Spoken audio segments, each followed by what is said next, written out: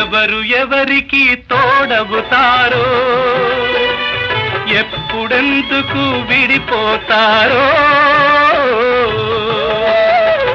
మమతను కాదని వెళతారు, మనసే చాలని ఉంటారు. ఎవ్వరి పయనం ఎందాకో అడగదు ఎవ్వరిని, బదులే దొరకదని. అడగదు ఎవ్వరిని, బదులే దొరకదని. కడుపు తీపికి రుజువేముంది, అంతకు మించిన నిజమేముంది. కాయే చెట్టుకు బరువైతే చెట్టును భూమి మోస్తుందా?